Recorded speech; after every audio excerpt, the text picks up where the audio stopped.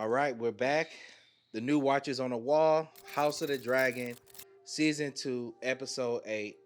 You know we got to talk about it. You know we got to discuss it. Interesting episode. But before we get into it, I got to talk my shit. I got to talk my stuff. I'm going to beat this dead horse, and this will be it. I told y'all listening out there, I said it during episode 2 or 3 of this season. I said Vhagar is too damn big, and Vhagar has got to be laying in the field somewhere. And I said Rhaenyra and her team, before they killed the queen it could have been, they could have flew over there with Daemon's dragon, the queen it could have been, and Rhaenyra's dragon, and they could have jumped on Vhagar and killed him while he was laying down, because we know Vhagar is old and he takes forever to get up. Don't misgender her. Oh, she. And we saw it when off, who was it? Off, he flew his dragon over King's Landing, and Aemon jumped on his horse, had to ride like 10 miles to go get to Vhagar. 75.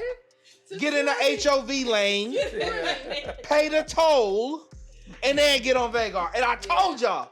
But anyway, I want to hear an apology. I want to hear it because Derek was getting on me. We're sorry. I called it. And I forgot to bring the picture of the dead horse because I thought, you know what, this is a family show, and people might think that's animal cruelty. So that horse is dead. He's beaten. He's not getting up, and you were right.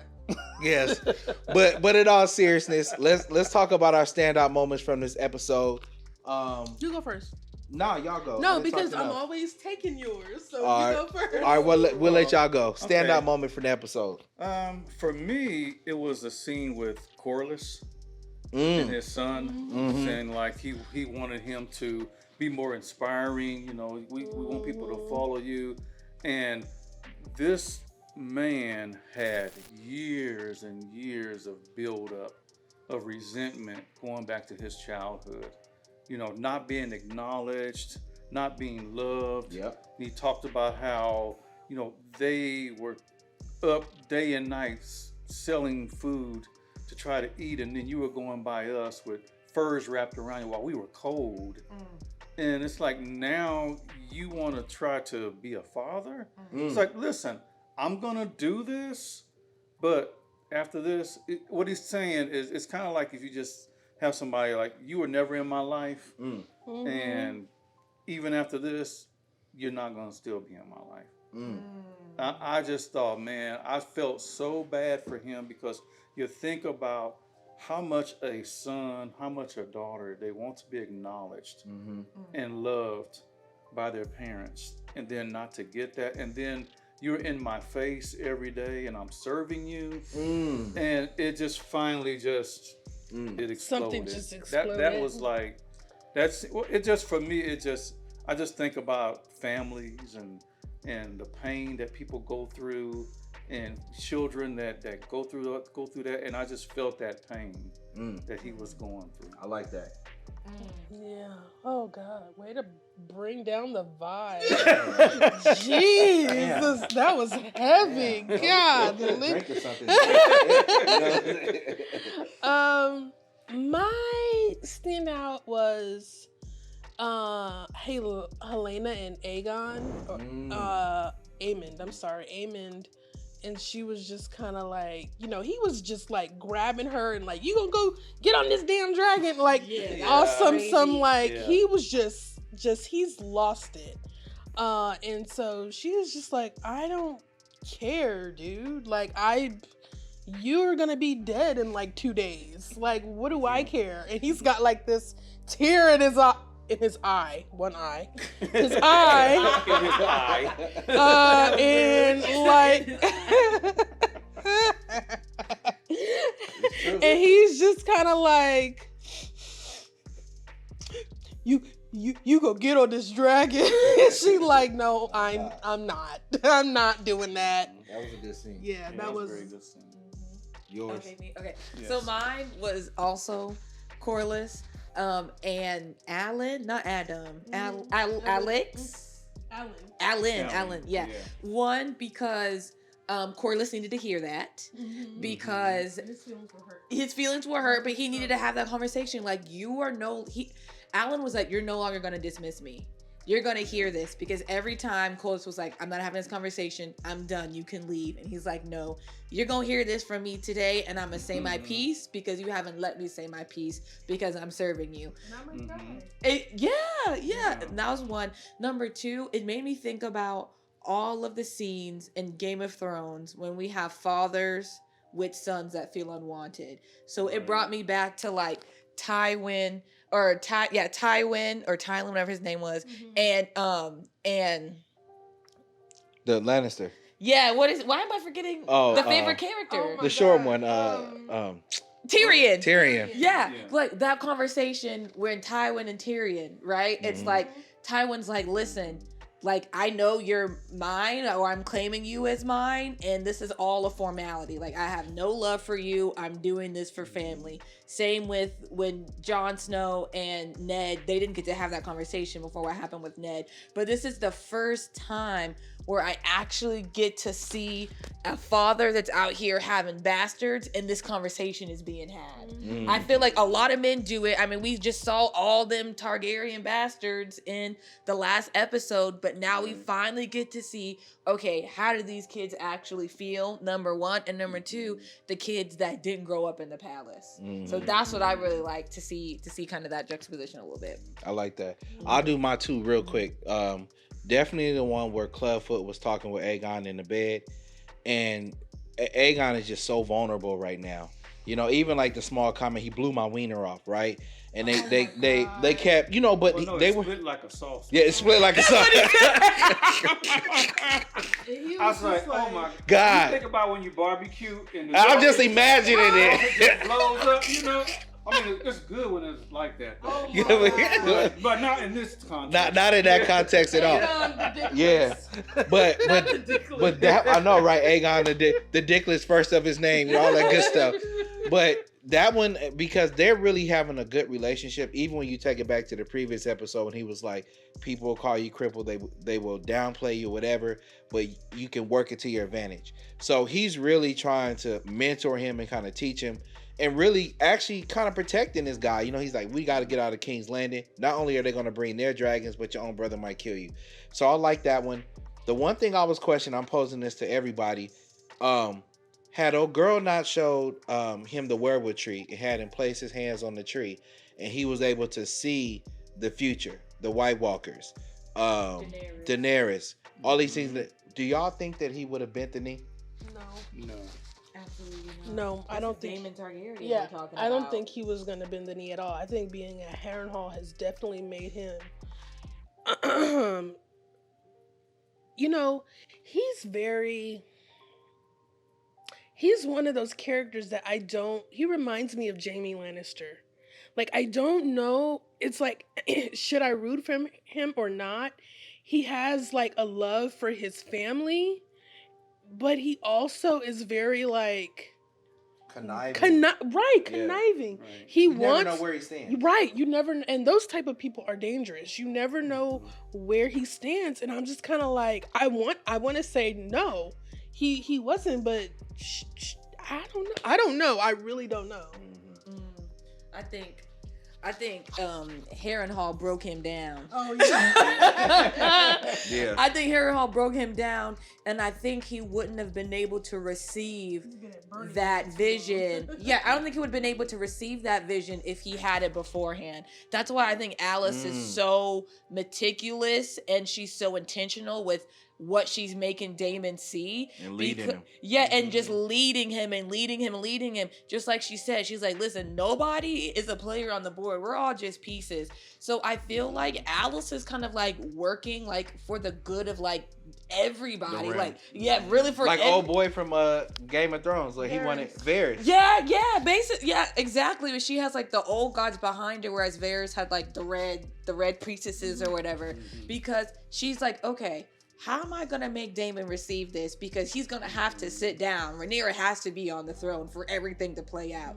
So she just weared him down, vision after vision after vision after vision. And then she was like, you know what? I beat you down so much. Let me go save you real quick. Just wait 3 days. I'm going to make it turn around in your favor. And then that's the trust that he needed from her. So when she was like, oh, there's bigger things in this world. She's like, oh, you didn't scoff?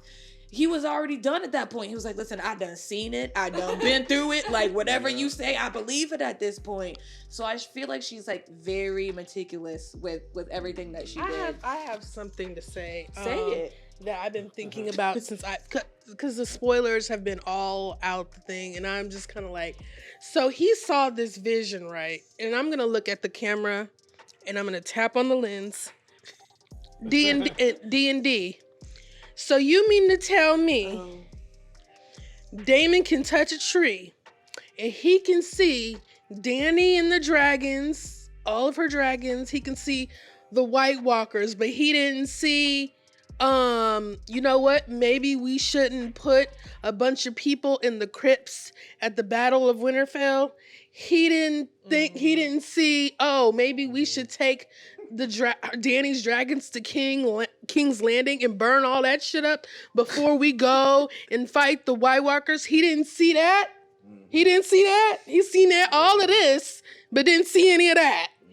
And I what I think too, I'm done. I think Damon kind of saved D&D a little bit with his speech because he. Well, let me. No. I think the showrunners tried to save D&D with Damon's speech. So let me say it that way because he was like, "This is gonna be our end, and even though we can't survive it, we have to keep fighting anyway." So I think they put that. Because it made me think because I was thinking the exact same thing. So I'm like, you're gonna show all these visions and all this type of stuff. And I was having a conversation with Matt earlier where this whole thing is about the Targaryens, right? Yeah. And like going to the Olympics, we're watching the Olympics today, and you know how like the USA won gold in ping pong, but everybody was Chinese American. So the memes were like, the only people who are going to defeat China is China. But that's the same with the Targaryens. The only people who are going to defeat the Targaryens are the Targaryens. Think about all the fights in Game of Thrones. Nobody challenged the Targaryens besides Targaryens. Even the Baratheons are Targaryen. Yeah. They started out. So it's literally always them causing civil wars. So Daemon's like, is whether this is how it should play out or if this is a story, either way we have to follow suit. So I think they're placing these little sayings in there to us to kind of save it what they did, but it's ending and it's starting and ending with the Targaryens. They're ruining themselves. I mean, it's whether it's their destiny or their fate, they ruining themselves. And I want to say this. I think, all season we were all frustrated with Rhaenyra. We just thought, what is wrong with her? They killed your son, in episode 1. They tried to kill you. They tried to kill you. All these things happen. It's like, why are you not just going to war? But then as the season wore on, I realized this is what it takes to be a queen. That, no, you don't go in and you just destroy everybody, because she was thinking about the realm. And she was thinking about what would her father do? Right. And so I just found that over time that people who rule, they rule with wisdom, they're prudent, they're thoughtful, they think about the whole picture. Landscape. They look at everything. We just look at the here and now. Okay, killed your son, you need to go there and do this. Okay, you need to go over there and destroy Vhagar. And she's like, no, because what's going to happen? Because we are going to kill thousands of innocents. She's like, what do they have to do with our internal family struggle? And I developed a lot of respect for Rhaenyra. And I agree with you. I like that she was prudent. But the only thing I disagree with you on that is I feel like they could have ended the war with no collateral damage. I feel like by her delaying things, it caused them to actually go to war. I think that they could have killed Vhagar from the very beginning and had no collateral damage. And they kept saying, hey, if we take Vhagar out, what else they got? What else they got? And to me, that was the ultimate thing, that if you want to minimize collateral damage, you want to just win and then if they kill Vhagar, maybe they just back out and say, you know what, we got to let it go. But I do agree, she was trying to be prudent, trying to think through it, and then it got to a point where she was like, okay, I do got to get in here. Well, she's getting more confident. Well, she's getting more confident now because she has more dragons. It ain't, but like even when they first started, she had her dragon, which is a good size. Cyrex is a great size. The queen it could have been, her dragon is a good size. So you had 3 dragons, right? We saw how well Melee's did by herself. If she had just went over there with the 3 dragons, she could have just dealt with Vhagar. And no, it's same thing with Dany. Dany. I never understood why she waited till her forces got depleted to try to take King's Landing. You have 3 dragons. When she had those 3 dragons, she should have went over to King's Landing. You ain't gotta hurt the people. Burn that goddamn castle down and say it's over for y'all, and just take over King. I never understood why she waited. That was Jon's fault. That's why, because Jon was like, we need to fight the war against the White Walkers first, and then Jon was like, let's plead to Cersei so they can give us Lannister forces. But you remember though, like for the longest, they had the blockade in place. They were playing all these games. You know what I'm saying? And then she was like, you keep making me lose, Tyrion, whatever. She had been trying to do the same thing that they were doing with the blockade, trying to make the people get mad at the queen. Where I felt Dany, she could have just went over there and burned down King's Landing, not the city and the people. But that's what she wanted to do. Tyrion was the one. Yeah, get that. Oh yeah, that's what she wanted to do. Tyrion was the one like, oh, don't do that. Da da da da da. Yeah. So, but yeah. But in interest of time only, because I want to try to keep them down the time, because where are we at right now? Almost at 20 minutes. Ooh, okay. Yeah. All right. Everybody rate the season from how many dragons would you give it? From 0 to 10. How many dragons would you give the episode? I mean the season. The season. I would give it 6.5 dragons. And the reason I say that is because I just felt that the thing with Daemon and Harrenhal, they just drug that on, and they spent a ridiculous amount of time on that. I mean, I get it now. I even get the episode before where, King Viserys is like, you want to wear this? And I think that led into this week, but still, did it take that long to get to that? I'd say no. So that's why they can't get to seven dragon. I would give it 6 dragon eggs, like you said. There was just too many filler scenes in this whole season. Even in the season finale, we get so much of Rhaena running, trying to find this dragon, and it's just like every episode we're getting just a scene of her longing for this dragon. We don't need to keep seeing stuff like that. And I think because it seems like when they cut Nettles out, it was a late decision.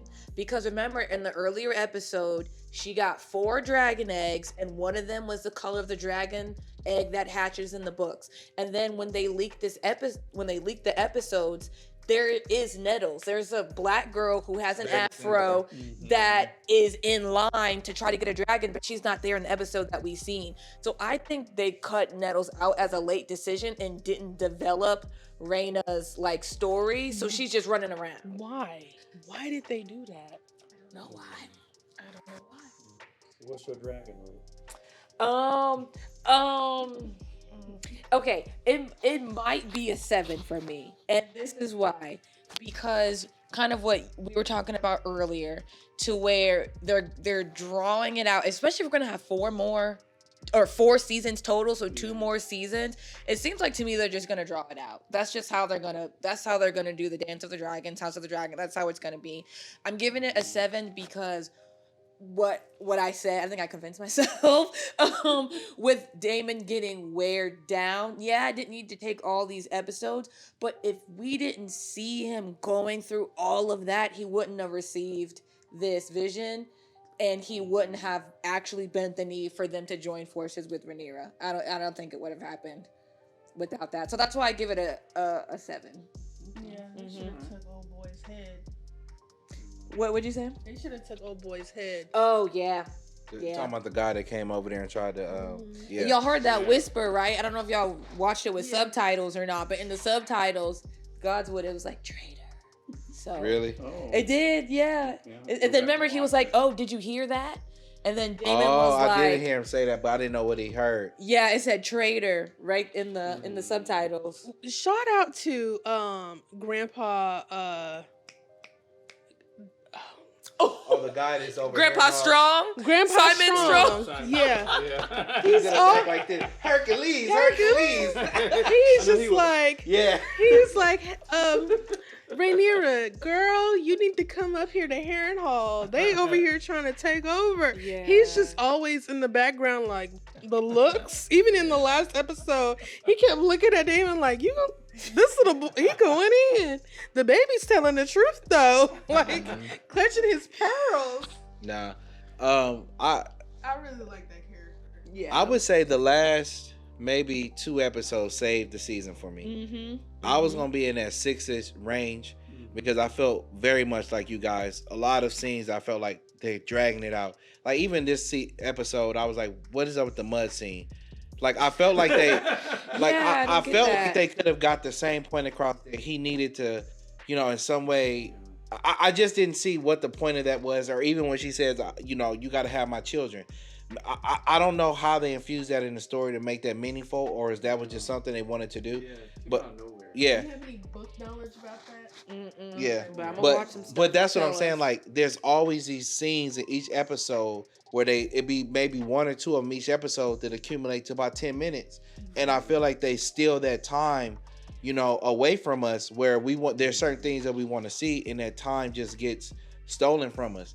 But the last episode was really good. I felt like it was probably top 2 episodes out of both seasons.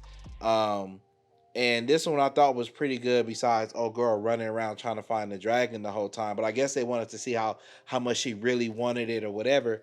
But y'all gonna think I'm crazy, man. I give it 8 dragons, man. Ooh. I thought I would be bashed for 7. Okay, we got 8. Wait a minute. After all these horses you beat, there's about 5 horses right now. You can't see if it's off camera because we don't want people to see animal cruelty.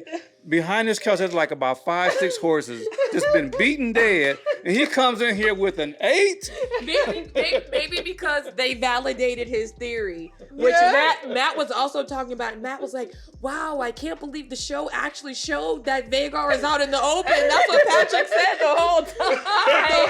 So Matt was like, "The show actually showed that. Wow." So yeah. I am excited to see. I don't remember the character's name, but the actress who plays it is called Natalie Wynn.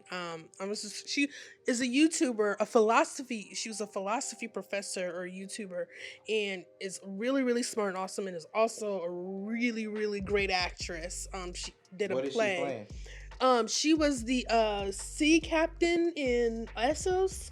The Oh, one that was fighting rolling Thailand. around in the Oh. mud. And so I can't wait to see her next season.